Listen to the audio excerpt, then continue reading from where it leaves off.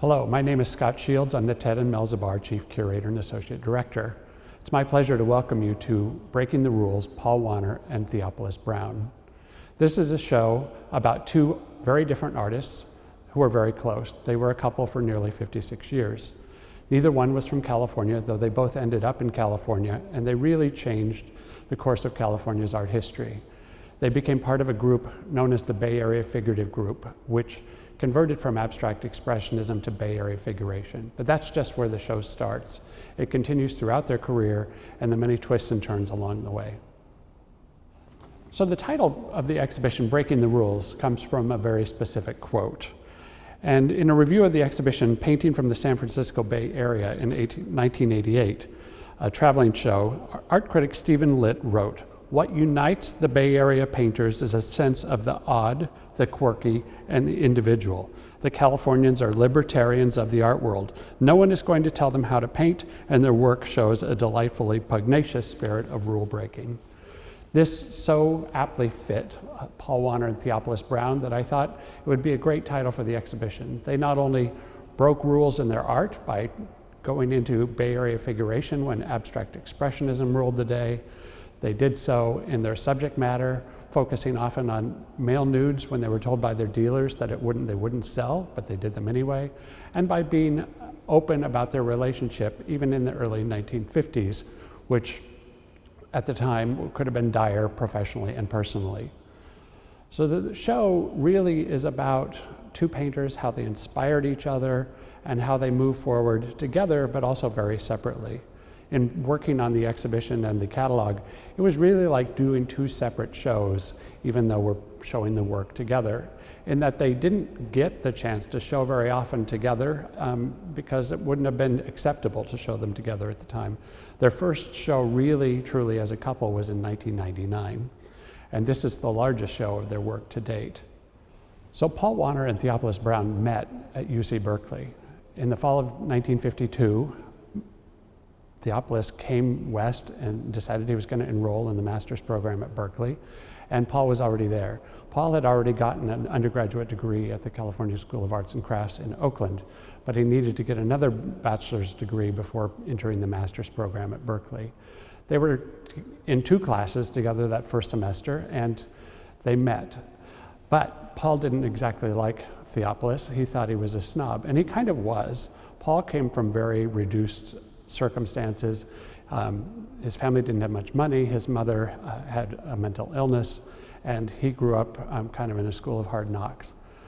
Theophilus, on the other hand, grew up to a wealthy family. His father was a higher up at John Deere Tractor Company and had something like 100 plus patents for various farm equipment and did quite well. So they were from very different backgrounds. And then about 3 weeks into that first semester, Paul invited Bill over for lunch, and that's how their relationship started.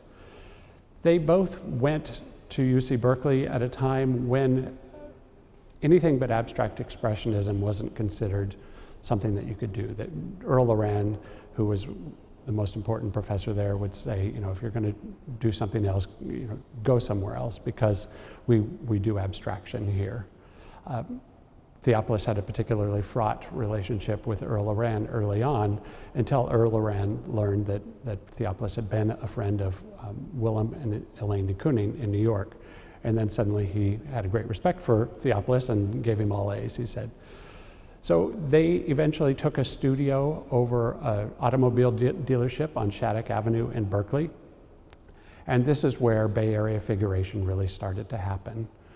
Paul had been going out and looking at the landscape on his own and incorporating that into his paintings prior to this, and Theophilus had already been doing paintings of football players and other sporting subjects, which he learned in part from Elaine de Kooning.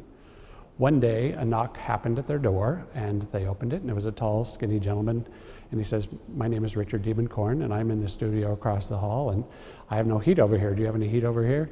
And they became friends, and they started to draw together. Elmer Bischoff took a studio in the same building, and then David Park would join them. So they would all get together and draw from the model. And this was really the foundations of Bay Area figuration. And that was a departure in that prior to this, in abstract expressionism, any sign of a subject was considered verboten. But they started to incorporate representational elements like landscape and still life and figures, and that's where the term comes from. In 1957, there was a really important exhibition at the Oakland Museum about Bay Area figuration, and that really put it on the map. And you can see Paul's work early on much more abstract, but by 1955, he starts to do paintings with figures obviously in them, in addition to landscape scenes that clearly show scenes of mountains, ocean, sky. This group of paintings, which are the Femme au Coq paintings, really derive from Picasso. And Paul looked at a specific painting by Picasso, his woman with the rooster, and incorporated that in his painting. Paul, when he was in New York, attended a school called the Subjects for the Artist School, which was really kind of a misnomer because there was no subjects for the artist at the time when he was there. And one of the people that was there lecturing when he was there was Willem de Kooning. So the rest of this painting has much more to do with de Kooning than Picasso. And Paul saw his work firsthand. They were in a show together in New York early on, and de Kooning had a woman painting. And so this particular painting sort of merges what he knew of Picasso, what he knew of de Kooning with his own very bravura brushwork, and he did these in 1955-56. This exhibition aims to position both Paul and Theophilus as first generation abstract, or as Bay Area figuration artists, not second generation, not bridge generation. In a 1989 show, they were designated as bridge generation, which was meant just to really sort of compartmentalize the different groups of artists. What happened immediately after, though, is that people started to call them second generation, and there's a lot of talk about them being influenced by Diemenkorn, Park, and Bischoff, which they were, but it was also reciprocal influence, not just one way. And Paul, for instance, became a figurative artist before Diemenkorn, as did Theophilus Brown. So they really were part of this first generation group, and they thought so too, and early on took the opportunity to say so in some articles. So early on, Theophilus Brown worked in a variety of styles. He really very early in his career was influenced a lot by Picasso and started to do a modified version of Cubism. When he went to Paris, he had the opportunity to meet Picasso and other artists, and that kind of furthered him in this particular direction. Eventually, he ended up in New York, and he, through his college friend Thomas Hess, became friends with Willem and Elaine de Kooning. And that relationship really broadened him in a new direction. He sat really right next to de Kooning when de Kooning was painting his famous women painting. But in addition to this, he became very close with Elaine de Kooning, and Elaine de Kooning at the time was doing scenes of basketball players and volleyball players, and Theophilus starts his own series of paintings of football players and other sporting subjects, and that resulted in works like these. He started to do these about 1952-53, and those paintings were very early in terms of figuration, even though he hadn't quite come out of that school of abstract expressionism as had Paul Wonner. It was a sort of different motivation. You still see the elements of Cubism in this painting, but it's very clearly figurative. It's very clearly about football. Theophilus didn't care about football at all. He would use images in the New York Times, usually they were black and white, and sometimes he would get the wrong color jersey on the wrong player, but he didn't really mind that. What he liked was this crunch of bodies and the action. And that was different than other Bay Area figurative artists who most of the time painted figures that are really still and stoic and seated or standing, but not doing things. And so that was his contribution, was really adding this sense of action and animation to paintings. He starts to move away from this, and in this one, The Referee, which is from 1956, you see him kind of moving away from this all-over action of the football players crunching to The Referee, which is here in the stripes. And this leads directly into what comes next, which are figures that are active and doing things and being active in nature, but not so much organized athletics, but things like swimming, occasionally wrestling, and things such as that. So this is a very transitional painting from the football players to the figurative paintings that come next.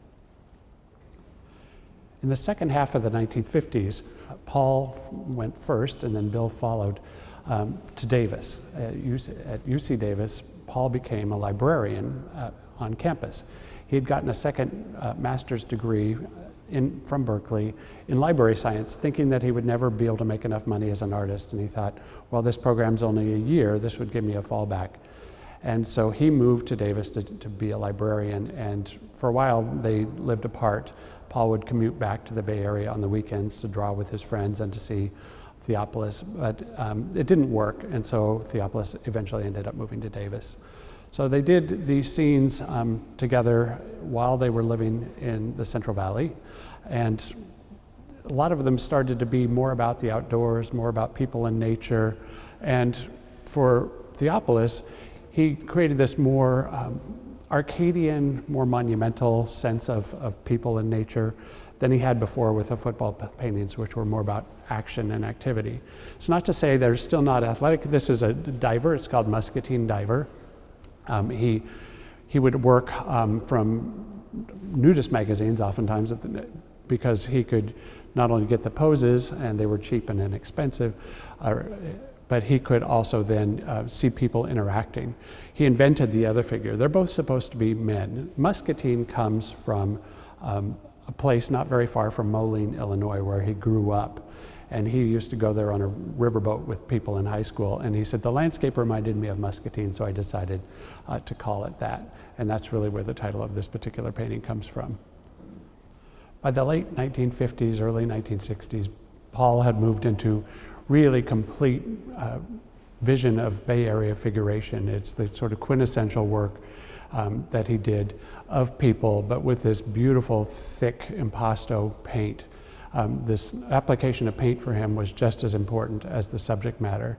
This one is called Boy and Girl in Garden, and it was from 1959. So while he was still working in the Central Valley, and you could see that sense of the warm light of the Central Valley, but told through this wonderfully thick, viscous pigment.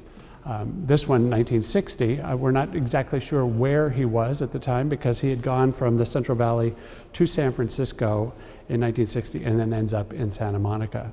They weren't in San Francisco very long, but it was a kind of a stop until they moved to the Southland. And they would stay in Southern California for most of the next decade, and it would eventually change their artwork. But right now, this is still Bay Area figuration, and he would continue in this vein until the mid-1960s and then start to search for a new direction. So when they were living in Davis, California, Theophilus and Paul used to go up and they would swim in the Yuba River, and he said we'd all run around, and so they did a lot of paintings of people out in nature. This continued in 1960 when Paul got a job at UCLA in Southern California, and they moved to Santa Monica. This painting is called 7 Views of the Models with Flowers. And among Paul's work, it's one of the ones with the content that is most obviously homosexual. And Paul didn't want to be pigeonholed, especially at this time early in his career, that he didn't want to be known as a gay painter. And so he didn't continue to do this, but he would do it off and on throughout his life, as did Theophilus. And both of them were told by their dealers that, don't paint any more male nudes, nobody will buy them, but they did anyway. But this is one of his signature statements in that it's a 3-part canvas. It's very bold and strong, and it is coming out of what he started to do when he was in the Central Valley in California, and he continued to do so. He also did people in swimming pools in the early 1960s. He and Theophilus were doing swimming pool paintings before 1963, which is when an artist very well known named David Hockney came to town and met them. And in 1964, David Hockney started doing his own swimming pools and became very famous for them. But this sense of outdoor light was very important in Wonner's work. There's a lot of white that he uses, and a lot of bright pastel blues and purples recur off and on throughout his career. And he was really known for those brighter colors, less reds and oranges. Occasionally he would do them, but most of the time they're more on the cool side of the palette. This painting is called Malibu Living Room. So after they moved to Santa Monica, they ended up in Malibu, and they would always choose places that were not very far from the ocean. They liked to swim in the ocean on a daily basis if they could. One critic at the time took note of what she called in Wonner's work an aggressive indifference. And what she meant by that was that he would sometimes take the figure and then kind of obliterate the figure with a lamp in this case, or with a chair. So the people and the furniture were kind of given equal treatment. The other thing that was talked about much in Wonner's work at this time, and throughout his career actually, is that it had a kind of innate modesty, which is something he had personally. He was a very shy man, very modest gentleman, and one of the sweetest people you'd ever hope to meet. And so you get this sense of modesty in his work in terms of the colors being kind of soft and quiet oftentimes, the figures kind of in quiet poses, or in this case, just kind of standing there. And this looks like Wonner himself. He had distinctive ears, but I can't say for sure. There are other works that he would sometimes give you a little clue. So there's one called Living Room at Eyes, and capital I apostrophe S, and I was Isherwood. And he was, in a way, coding the titles, I think both so that they would be popular to a larger art buying public, but maybe to keep people a little distanced from what he considered his personal business. So you would get W.B. Sleeping, which would be William Brown Sleeping, Living Room at Eyes, which was Don Bacardi's and Christopher Isherwood's living room. They would draw together. Don Bacardi is a really important artist himself, and they would work together frequently. About once a week they would get together, and they often did it in Bacardi and Isherwood's living room because of these wonderful big mirrors that created interesting reflections in their art. One of the things that you probably noticed all along with Wonner's work is there's a strong component of still life painting. So either you get living room furniture, you get people with bouquets, you get people at a picnic table. There's a lot of still life elements that are already in the work, even though the work is factoring or figuring mostly on people. But he changes at this point, not permanently, but he starts to incorporate still life just for its own sake. And in this one, he's eliminated the person, but the presence of the person is still there. And this is it's a vanitas still life, or a memento mori, meaning remember your mortality. And it has all these symbols of the mirror, which is a symbol of vanitas, and don't get too concerned with your own reflection because it's fleeting. The skull, a symbol of death. The empty chair, a similar symbol. The flower, which creates a little element of hope. And then he's mixing these tragic elements with what looks like the Sunday comics.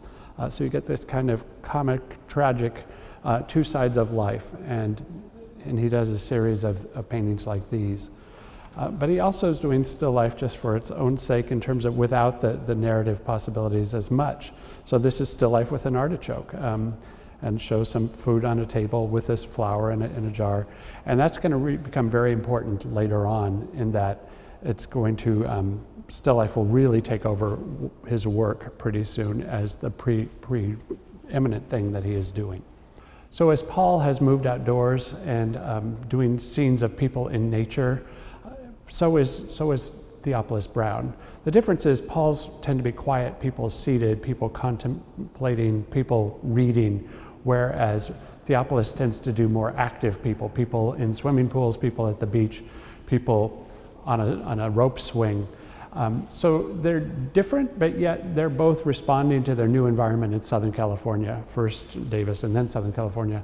And you get that here. This 1963 painting of the swimming pool, for instance, is a very Southern California scene. They loved water, they loved the beach. They tried to live by the beach as often as they could, and they mostly succeeded. And so they start to show up in their work. What happens with Theophilus's work eventually is in 1966, he goes to Italy to see the Italian metaphysical painters. And he's particularly inspired by Giorgio de Chirico.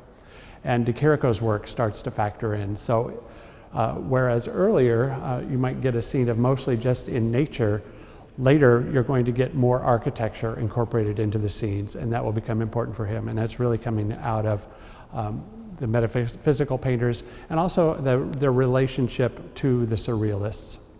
And Theophilus said, I've come to sense that surrealism is an important part of the pudding for many painters. And so he starts to incorporate more surrealist elements in his own work. And that's going to become especially pronounced as we continue forward.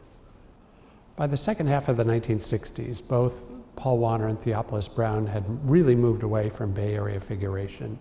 The moment had passed, and they start to focus on different sorts of subjects and with a different technique. Both reduced the amount of impasto and thick paint that they used in their paintings to become more flat, more patterned, and more in keeping with where they were headed next. De Curator became an important influence on Theophilus Brown, as you can see in this particular painting of a scene called Motorway, which is set in Santa Barbara. In '69, they had both moved to Montecito, which is an unincorporated town near Santa Barbara, and because Paul Wonner got another teaching job. And that was a moment that was very pivotal for both of them. Paul had been working on a series of very reductive still life paintings in which the paint had gotten much flatter, the subject matter much simpler, just one or two objects in a big empty expanse of color. And then Theophilus started to do a series of portraits. And the portraits were of friends. They weren't really commissioned. They were more just people that he liked or admired or thought maybe were beautiful, and he would paint them.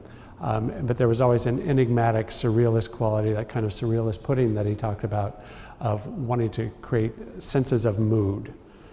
It was a transitional moment that they were both floundering a little bit, and they eventually ended up moving to New Hampshire, which didn't work out well, and they were both back to California within about 8 months. But they moved there because a friend was there, and they thought they might like the change. They thought the change in scenery might inspire new directions. It didn't, but when they came back, they did both find new directions.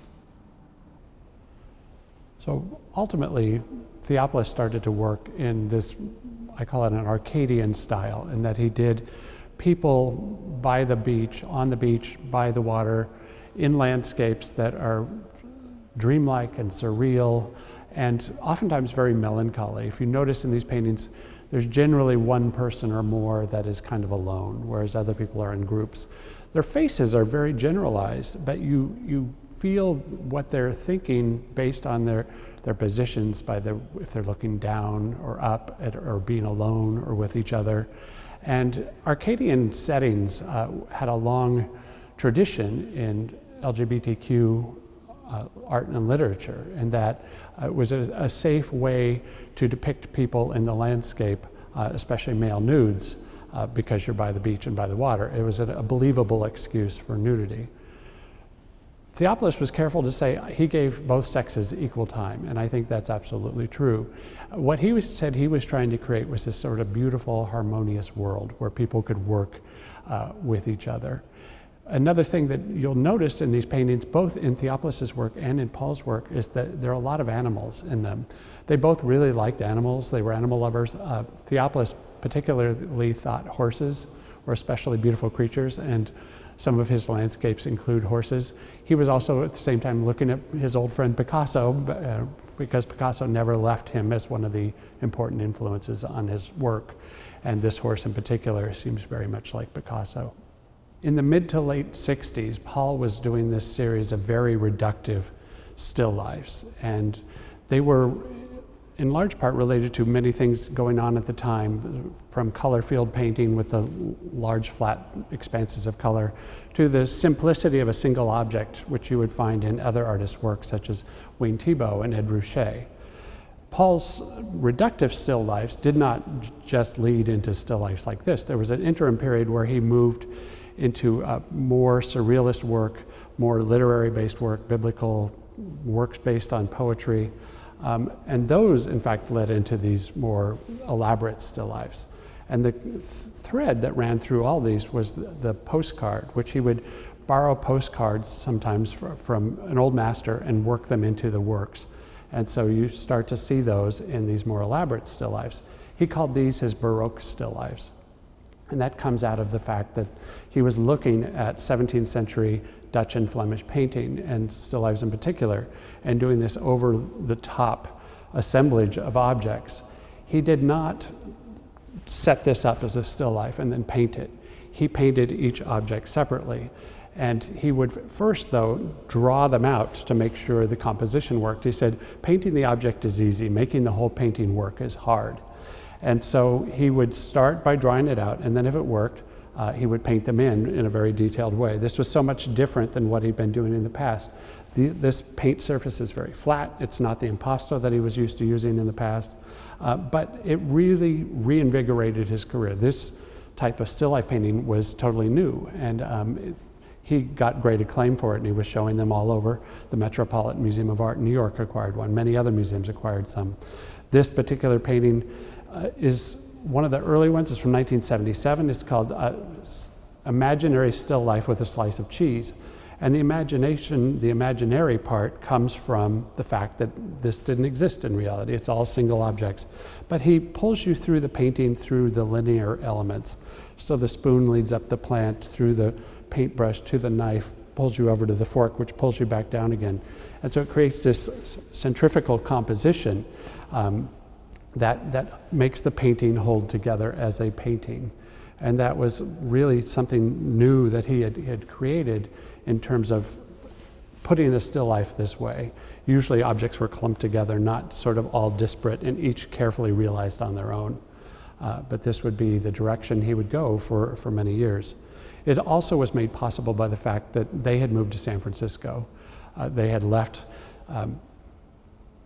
Montecito, they moved briefly to the Bay Area and were in Berkeley, and then they moved to a Victorian house that they bought in Noe Valley in San Francisco. And it was bigger, and they had a much bigger studio, so they were able to paint large again.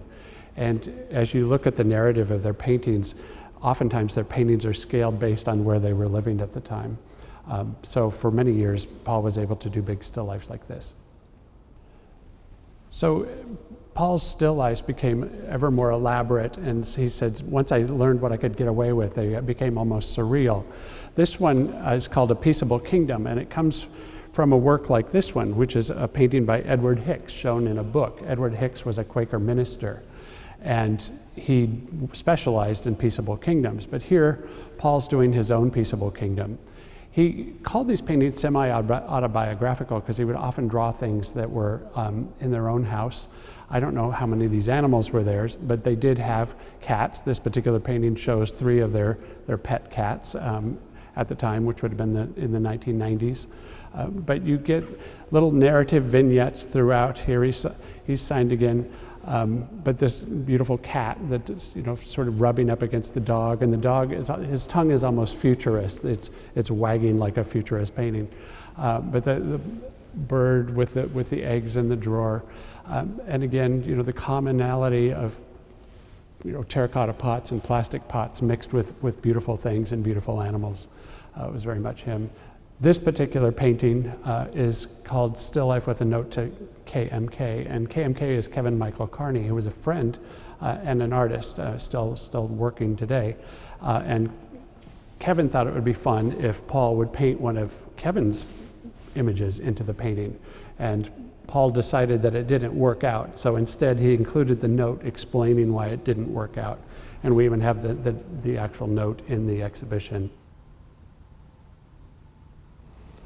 In the 1980s, Theophilus began a series of paintings just depicting the urban industrial landscape.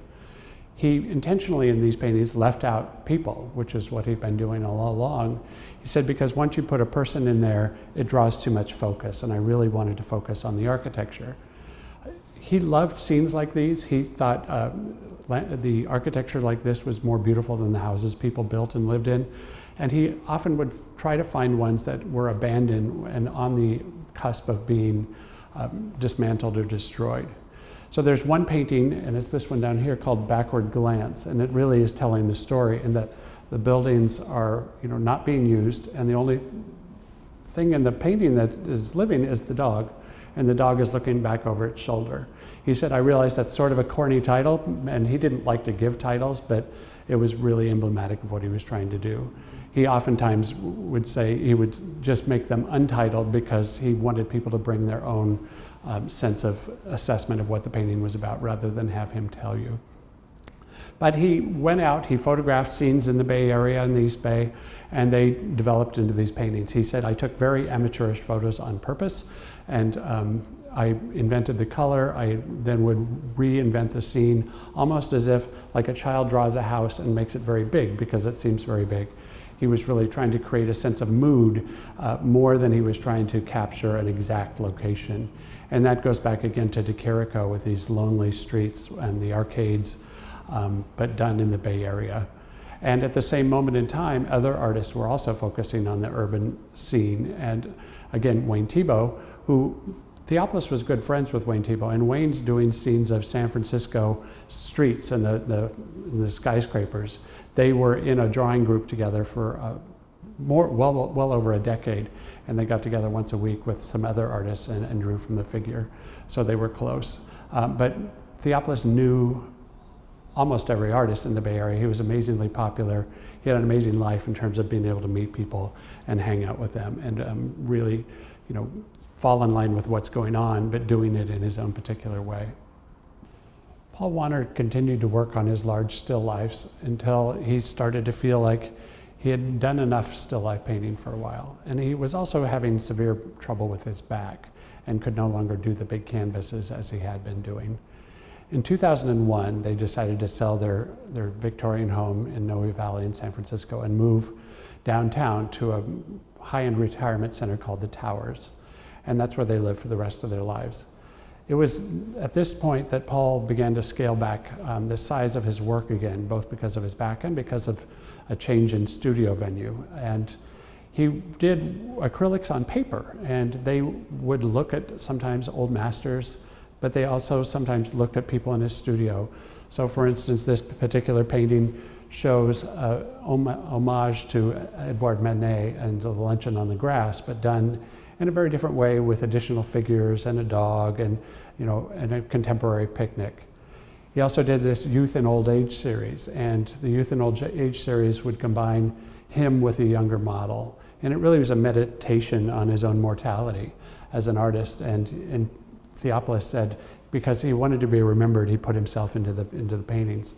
Sometimes they were, the model in the studio with an easel. Sometimes he would include a still life set up with flowers. He also looked at Cézanne. He did a lot of drawings after Cézanne, and he basically worked up until the end of his life. He died in 2008, and he went to the hospital for about 3 days and then passed away. And Theophilus was there by his side, and they both had such wonderful senses of humor. One of the final things he said to Theophilus, he says, I think things have taken a turn for the worst. And indeed they had, and he passed in 2008.